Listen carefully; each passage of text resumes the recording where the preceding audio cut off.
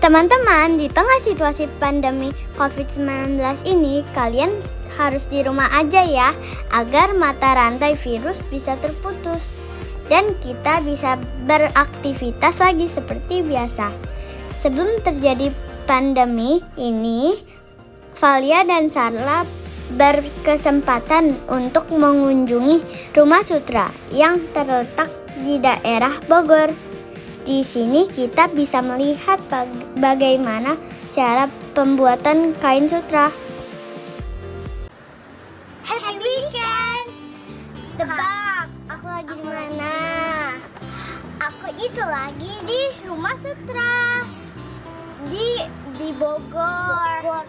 Kalau kalian gak tahu, bingung mau kemana weekendnya, kalian ke Rumah Sutra aja. Selain liburan, kalian juga bisa wisata dan belajar tentang cara membuat kain sutra. Di Rumah Sutra ini kita dibantu oleh Pak Rido. Pak Rido adalah pengelola di sini. Tempat ini luas banget loh. Nah, sekarang kita menuju kebun murbei yuk. Kita ada di Rumah Sutra Alam Bogor. Kebetulan sayang ya, ini sekarang kita ada di kebun murbei. Nah, tahu nggak sayang? Kebun murbei itu yaitu tanaman murbei, yaitu merupakan makanan ulat sutra. Jadi satu-satunya makanan ulat sutra. Jadi ulat sutra tidak bisa makan yang lain. Yuk sambil jalan di sini kan ada. Untuk kebun murbei saja luasnya 4 hektar loh, Dek. Wah, gede banget ya, Kak. Jenis pohon murbei juga bermacam-macam loh. Ada yang dari India, yaitu Kanva 2. Kalau yang dari Jepang, seperti Katayama.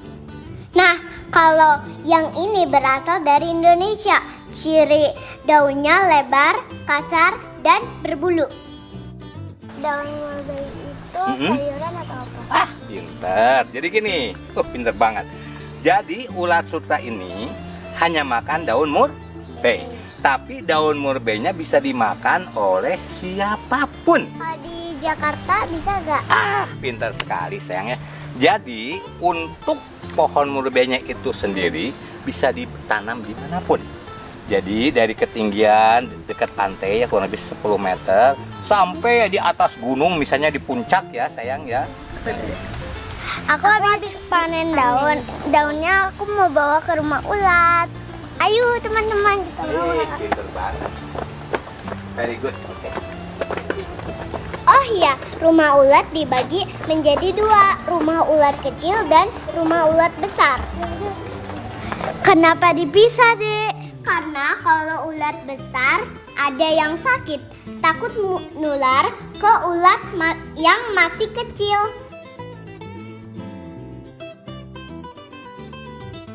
Rumah ulat pinter. Kita udah sampai nih di rumah ulat kecil.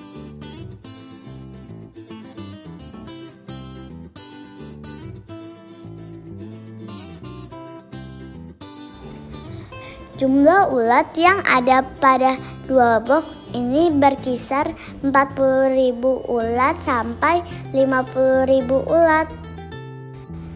Kalau teman-teman mau hitung, selama setahun juga gak selesai-selesai deh. Total umur ulat keseluruhannya yaitu 30 hari, namun ulat itu dibilang ulat kecil saat berusia kurang dari 14 hari. Setelah umur 15 hari, ulat sudah digolongkan menjadi ulat besar dan harus dipindahkan ke rumah ulat besar. Umurnya berapa? Pintar. Umur ulatnya, jadi umur ulat itu secara umumnya ya, umurnya sampai 30 hari. Adapun ini di rumah ulat kecil, ini kita lihat aja. Ya. Ini lihat ya, di 1, 2, 3, 4, 5, 6, 7, 8, 9, 10, 11, 12, 13, 14. Jadi ini umur ulat tuh sekarang 14 hari. Ini di rumah ulat kecil. Nanti sedang umur 15 16 besok atau lusa kita pindahkan ke rumah ulat besar. Hari dikasih makan berapa kali? Ulatnya? Iya. Nah, kalau kalian makan berapa hari sayang? 3 kali ya. Jadi kalau kalian nanti tidak disiplin kalah sama ulat. Ulat tuh mutlak harus disiplin. Jadi ulat dalam sehari 4 kali makan. Nih lihat nih. Pertama jam 7, kedua jam 11, ketiga jam 15 atau jam 3 sore, dan yang terakhir jam 7 malam. Kalau tidak demikian nanti pertumbuhannya tidak akan baik. Aku penasaran deh sama tekstur ulat. Ternyata teksturnya itu lembut, tapi agak geli juga sih. Ini pengalaman pertama aku, rasanya gimana gitu, geli deh. Tapi ada yang takut loh. Aku nggak takut. Terus karena kenapa? Karena aku takut dipupin. Hahaha. Lihat nih, ulatnya lagi makan daun murbei, enak banget.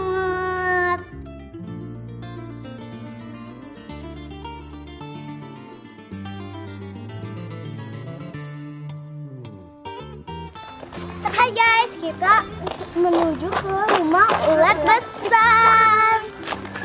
Ayo masuk.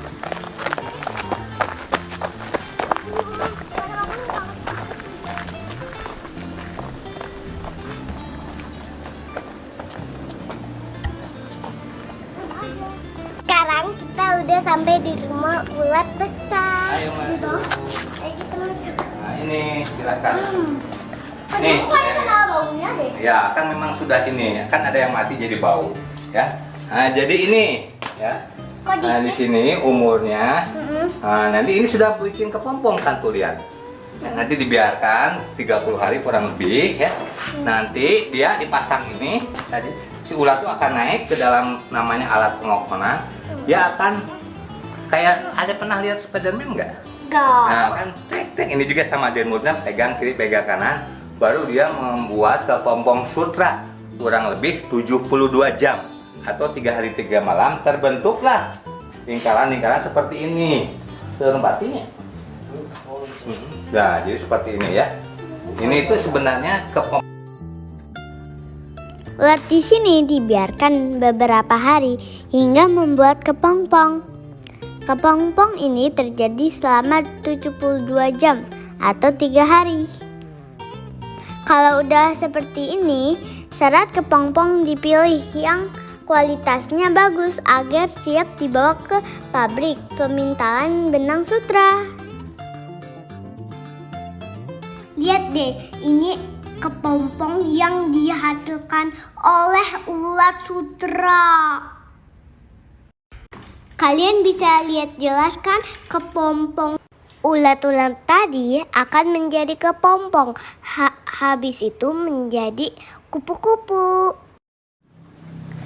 Kepompong ini akan dibawa ke pabrik ke pemintalan. Teman-teman, kita udah sampai nih di pabrik pemintalan.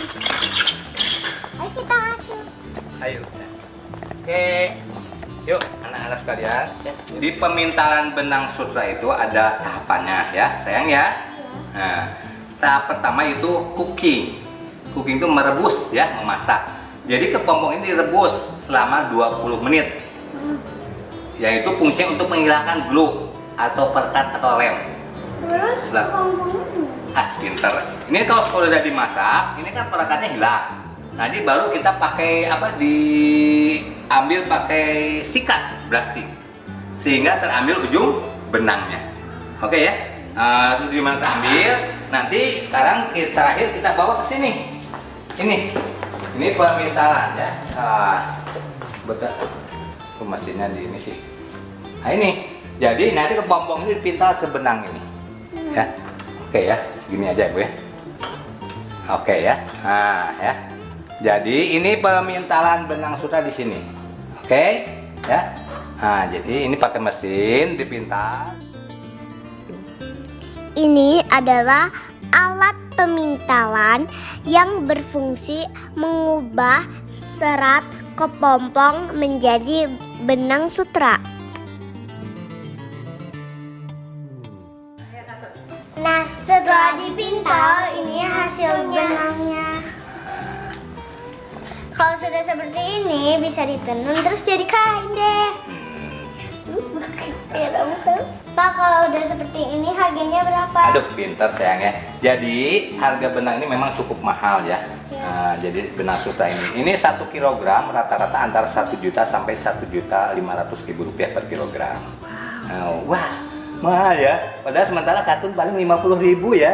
Ya memang itulah sutra. Jadi kalau sutra murah tuh ya bukan sutra, Bapak ya, saya nyatakan. Jadi sutra itu identiknya mahal dan memang indah nanti hasilnya juga. Oke. Kok mahal banget? Aku jadi penasaran hasilnya. Oke, kalau gitu ya kita lihat ke sana ya. Yuk, kita lihat ya. Yuk. Nah, ini kita simpan dulu sayang ya. Teman-teman, kita udah nyampe ke penenunan kain sutra. Ayo. Oke, sini ya. Menenun adalah teknik pembuatan kain dengan menyatukan beberapa benang. Gerakannya ke kanan ke kiri atau ke depan belakang. Pak, gimana caranya dari benang helaian jadi kain? Aduh, pintar sekali ya. Ini sayang ya, anak-anak ya, itu tentu segala sesuatu ada prosesnya ya. Yang pertama, ya kita harus menggulung benang ini dulu. Yang depan namanya benang lusi di sana. Untuk semeter 15 cm itu ya, kita harus menggulung kurang lebih 4.000 helai. Lalu dimasukkan satu persatu ke sini. Ini namanya kamran. Ada rumusnya ya, itu untuk membentuk motif. Jadi ada motif ini saya lihat ya, dan juga ada ini ya. Nah, nanti ada bentuk lingkaran dan lain sebagainya. Kedua, kita harus menggelung benang yang lari kiri kanan. Nanti ya, namanya benang palet di sini saya. Ini prosesnya kita lihat di sini. Kamu mau coba silakan. Ya. Boleh ya. Ini namanya proses penggulungan benang pakan yang disebut palet. Ini seru. Aku dikasih kesempatan buat mencoba beberapa alat di sini. Kalian mau coba? Kesini aja kalau mau.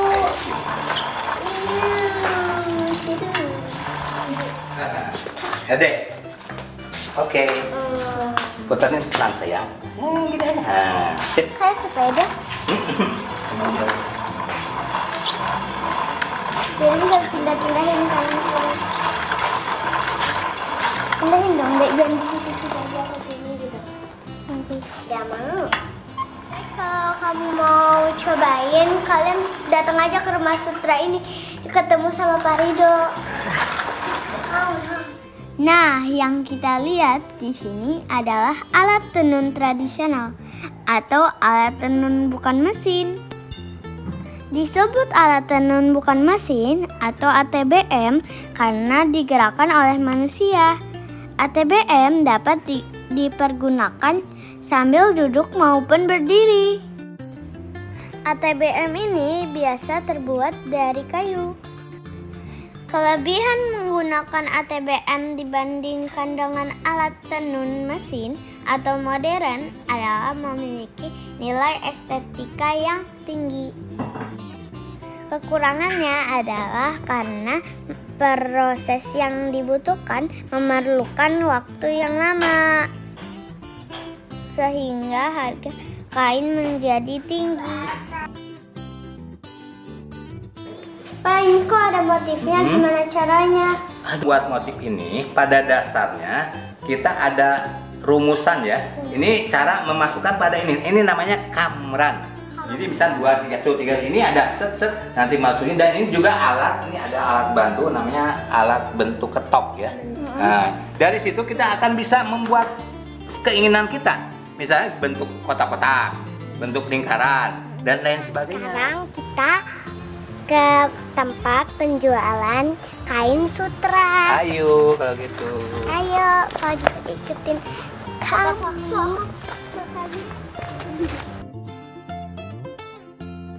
Teman-teman, kita udah sampai di galeri penjualan kain sutra.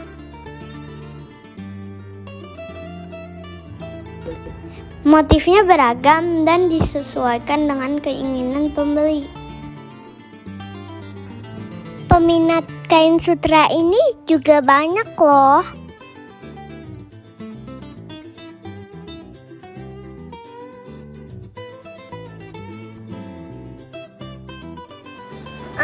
Teman-teman, ini kain yang tadi ditenun tapi belum dibatik nih. Bahannya adem lembut, enak deh kalau dipakai. Banyak yang suka karena fungsinya bisa di daerah dingin, bisa di daerah panas. Kain sutra ini siapa aja yang pakai biasanya? Oh, banyak sayang ya. Ini biasanya banyak. Ini asalnya penuh loh. Sekarang kita lagi pesan lagi, kita ke sana untuk membatikan.